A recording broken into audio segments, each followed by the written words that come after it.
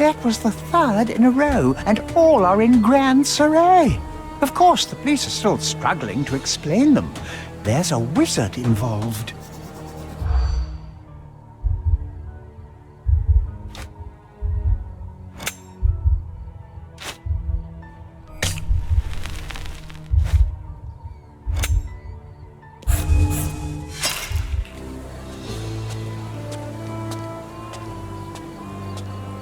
That was the third in a row.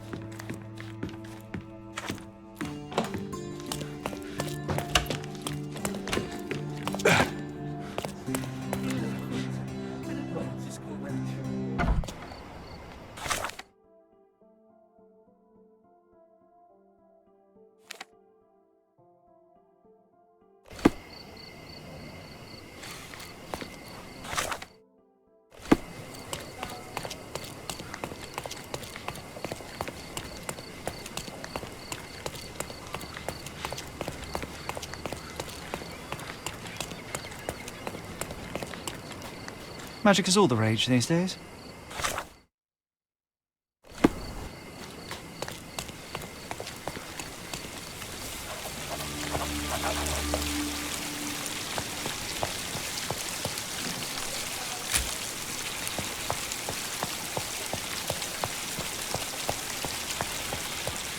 Well, aren't you a dashing young man?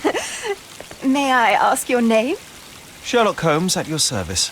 I'm Lady Calf, but please, call me Miriam. How have I never seen you at any of my parties? Oh, you've missed out on so much fun.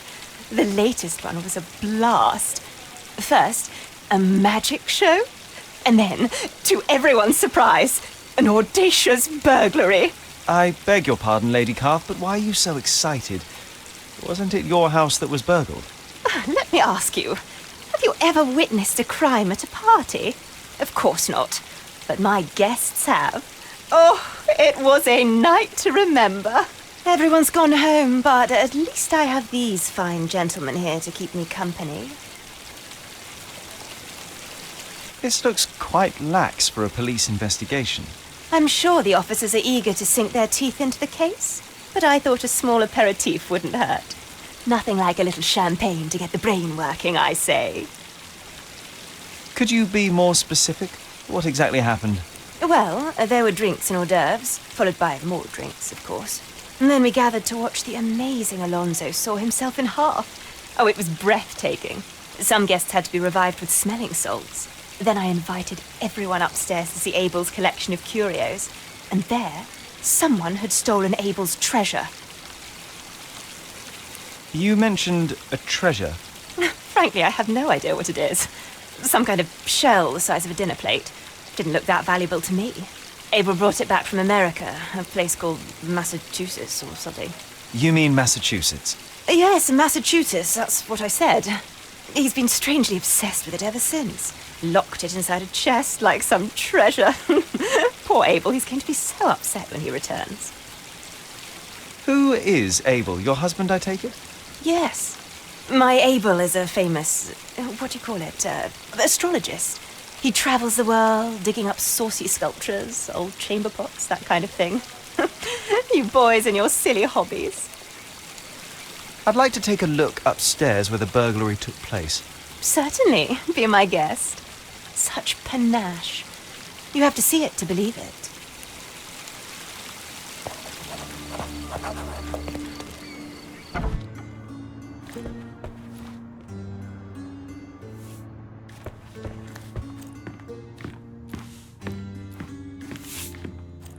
Sir, I only just washed the upstairs floor. Just stay down here until it dries.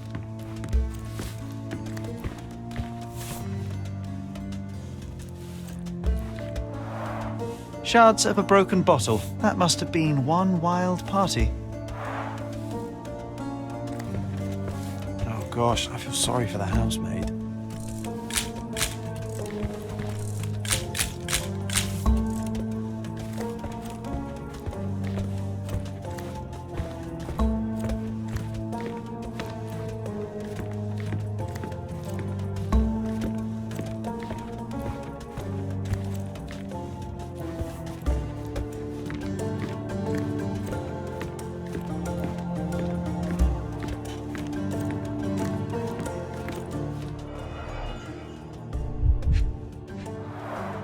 An industrial-looking saw. I imagine it's fairly loud. Alonso must be a short, lean person to be able to fit inside. This deceptively simple box is actually an elaborate apparatus. The saw was working for several minutes to build up tension in the audience.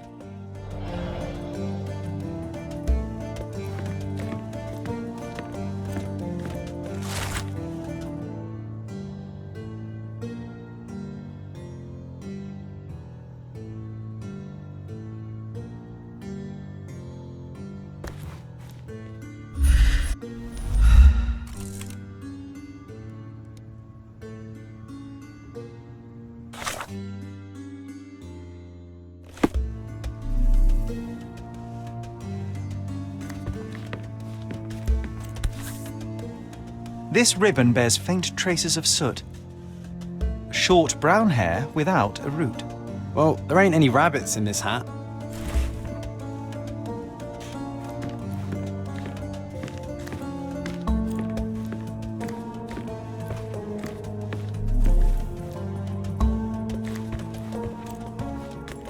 Lady Calf certainly spares no expense.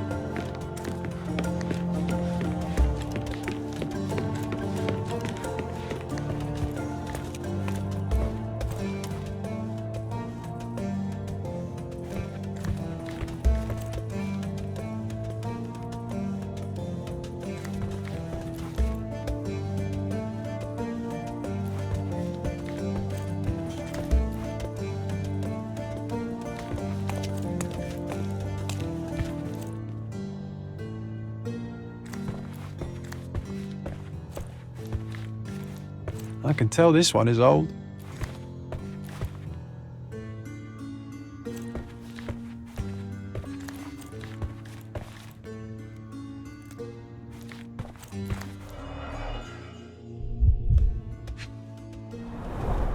This doesn't make sense. Why haul this machine up here if one could just steal the chest?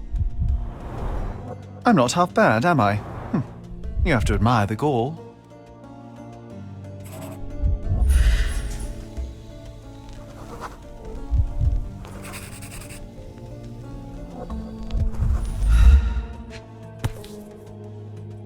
It looks like a leaf from a fruit tree. Botany's not exactly my forte, but it could be a pomegranate, possibly?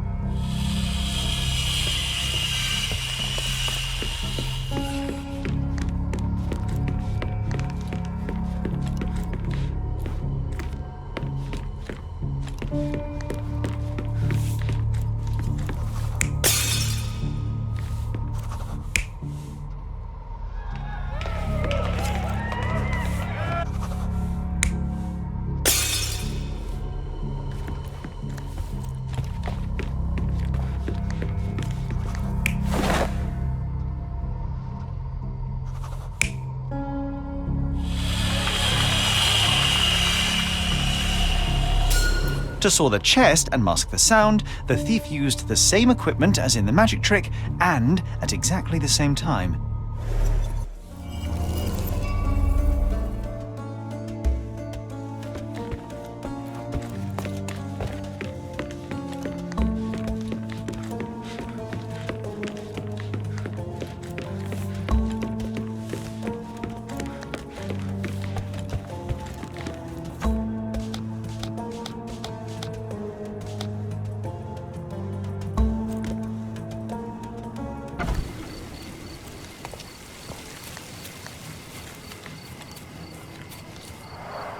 That's it, a pomegranate.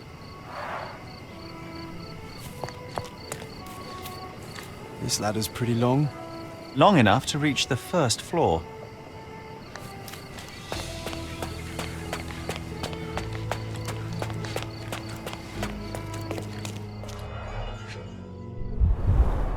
These gardening clothes look dirty, but those aren't grass stains. It's paint. These are fake. The rubber is very thin, too thin for actual gardening work. Large boot, size 9.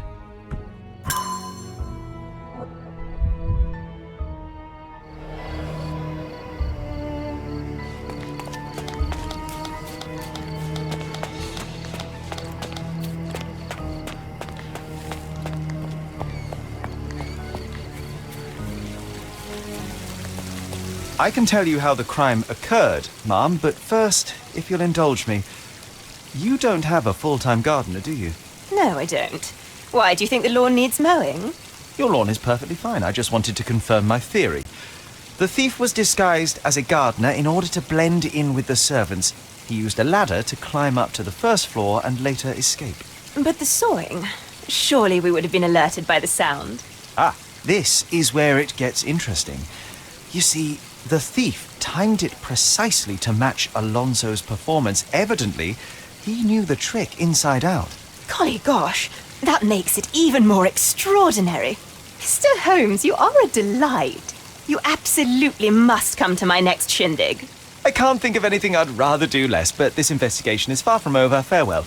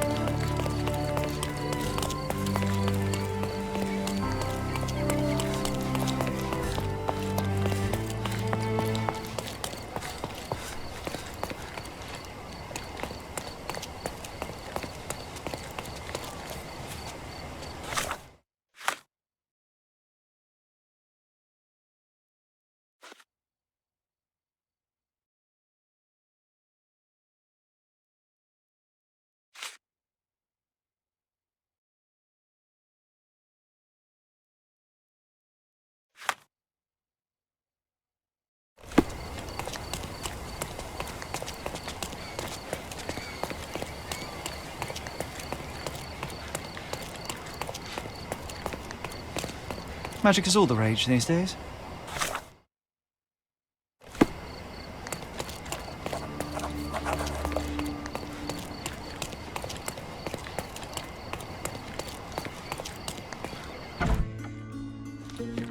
My apologies, but I am not in the mood for visitors. Not after the debacle that was my last auction. Stolen from by my own valet. Bitten by the viper I nursed in my bosom. Oh, the indignity. Oh, drama indeed. My name is Sherlock Holmes, and I could help you get to the bottom of this. Sir Finlay Lane, philanthropist, industrialist, art collector. It is a pleasure to meet you, Mr. Holmes. I suppose I could use your help, if only to confirm my suspicions about Vincent. Could you tell me more about Vincent? A scoundrel with one leg and two faces. He's been my valet for a dozen years. Who would have thought that he would stoop so low as to steal from me? Vincent has only one leg. He lost his right leg in the Crimean War, but despite his age and his peg leg, he's actually quite spry on his foot. I took him in, gave him a job, and this is how he repays me. What happened at the auction? I intended to sell the gem of my collection, Cordona cypresses, to fund an orphanage. God knows we need to take some of these poor waifs off the streets. To entertain my guests before the bidding, I arranged a magic show. When it was over, I went upstairs to the gallery, and it was gone. The cypresses were gone! Did your guests enjoy the show? Oh, yes. The amazing Alonso is well worth the money. The orange trick was nothing short of amazing. Everyone was completely enthralled. So you suspect your valet of stealing the painting? There's no one else to suspect. He's the only person other than myself who was upstairs that day. He had asked for a day off only the night before, so I was a little surprised when he came here just before the auction. Did he tell you why? Something about a damaged wallpaper roll. I'm refurbishing some rooms, you see, but that's his job. I don't bother myself too much with the details. I'd like to take a look upstairs where the burglary took place. Well, you look like a decent man, Mr. Holmes. Here's the key to my gallery. It's the only copy, so please don't lose it.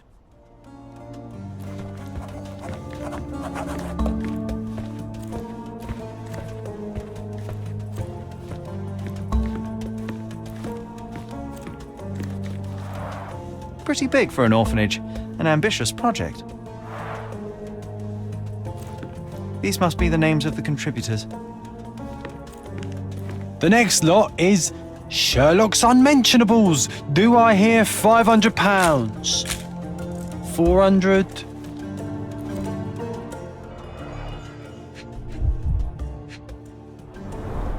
These are real sweet-smelling oranges, not props. Secret compartments are hidden amongst the fake foliage. Nothing but a clever illusion. There are traces of concealer on the rim.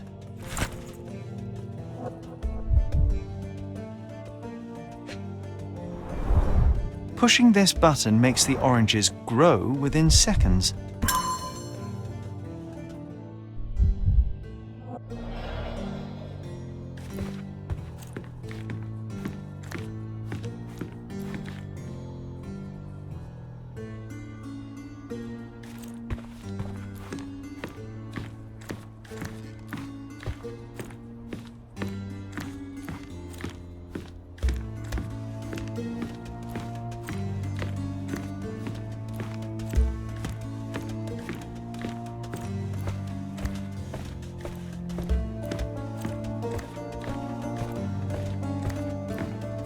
Oh, someone spilled the paint. Mind your step, Sherry.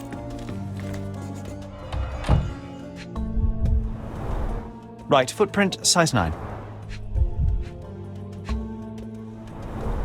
The paint splatters on the plank and floor don't match up. Fella's only got one leg. Can't blame him.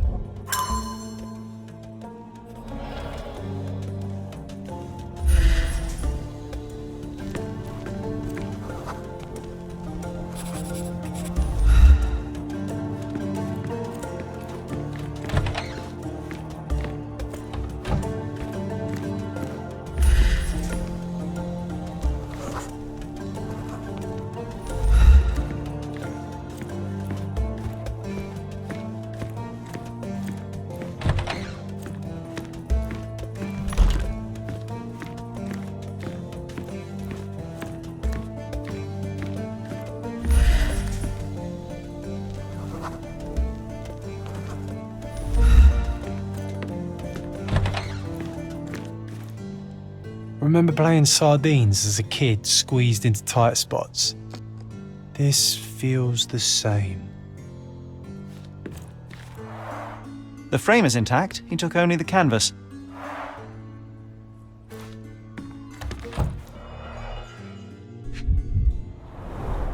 The end's in Miner's End. The end of what? Of some miners, apparently. It doesn't matter who squeezes the oranges. What matters is who gets the juice. Cordona cypresses. Angelo Cicchetti, 1840.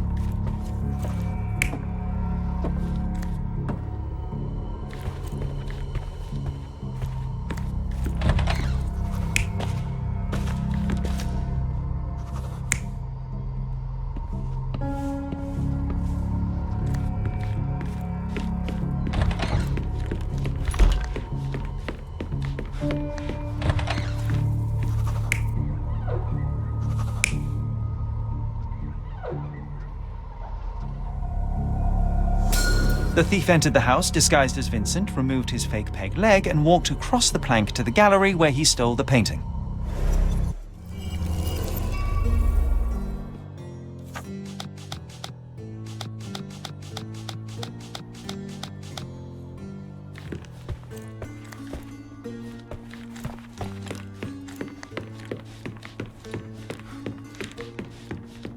Your valet is innocent, Sir Finlay. In fact, he wasn't even here on the day of the auction.